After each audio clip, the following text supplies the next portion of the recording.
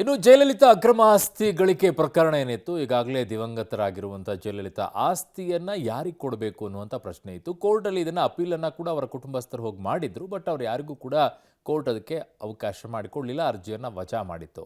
ಈಗ ಅಕ್ರಮ ಆಸ್ತಿಯನ್ನು ಮಾಡಿದಂಥ ಪ್ರಕರಣದಲ್ಲಿ ಅವರ ಆಸ್ತಿ ಏನಿದೆ, ಆ ಆಸ್ತಿಯನ್ನು ಈಗ ಸರ್ಕಾರಕ್ಕೆ ಕೊಡಬೇಕು ಅಂತ ಕೋರ್ಟ್ ಹೇಳಿದೆ. ಆ ನಿಟ್ಟಿನಲ್ಲಿ ಈಗ ಅಕ್ರಮ ಆಸ್ತಿಯನ್ನು ಸಂಪೂರ್ಣವಾಗಿ ಸರ್ಕಾರಕ್ಕೆ ಒಪ್ಪಿಸಲಾಗ್ತಾ ಇದೆ.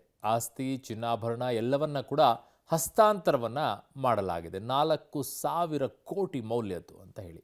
ಒಟ್ಟು 27 kg 558 ಗ್ರಾಂ ಚಿನ್ನಾಭರಣ.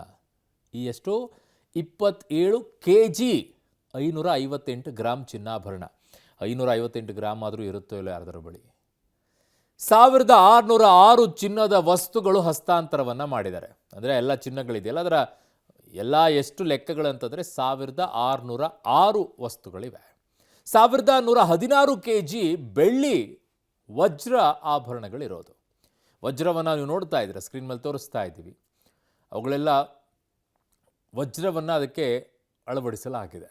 ಅವುಗಳೆಲ್ಲ ಮೌಲ್ಯ ಎಷ್ಟಾಗುತ್ತೆ ಆ ಸಂದರ್ಭದಲ್ಲೇ. 1526 ಎಕರೆ ಜಮೀನು ದಾಖಲೆಗಳು ಕೂಡ ಲಭ್ಯವಾಗಿವೆ. ಅವೆಲ್ಲವನ್ನು ಕೂಡ ಈಗ ತಮಿಳುನಾಡು ಸರ್ಕಾರಕ್ಕೆ ಹಸ್ತಾಂತರವನ್ನು ಮಾಡಲಾಗ್ತಾ ಇದೆ. ಸರ್ಕಾರವು ಕೂಡ, ತಮಿಳುನಾಡು ಸರ್ಕಾರ ಅವುಗಳನ್ನೆಲ್ಲ ಪಕ್ಕಾ ಲೆಕ್ಕಗಳನ್ನು ಇಟ್ಕೊಂಡೇ ತೆಗೆದುಕೊಳ್ತಾ ಇದೆ. ಇದು ಜಯಲಲಿತಾ ಆಸ್ತಿಯ ವಿಚಾರದಲ್ಲಿ 4,000 ಕೋಟಿ ಮೌಲ್ಯ ಅಂತ ಹೇಳ್ತಾ ಇದ್ದಾರೆ.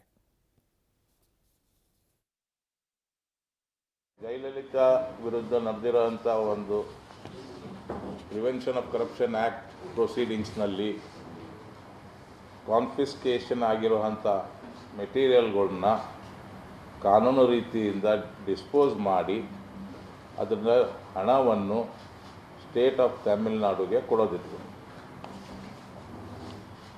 ಅವೆಲ್ಲ ಐಟಮ್ಗಳು ಸಂಬಂಧಿತ ನ್ಯೂಸ್ ಪೇಪರ್ಸಲ್ಲಿ, ಮೀಡಿಯಾನಲ್ಲಿ ತರಹ ಡಿಸ್ಕ್ರಿಪನ್ಸೀಸ್ ಬಂದಿದ್ದರಿಂದ as per the directions of the court I have been directed to clarify as to what has been seized and ಅದರ ಬಗ್ಗೆ ಏನು ಕ್ರಮ ತಗೊಂಡಿದ್ದೀವಿ ತಮಗೆ ಸ್ಪಷ್ಟ ರೂಪದಲ್ಲಿ ಹೇಳಿದ್ದಾರೆ.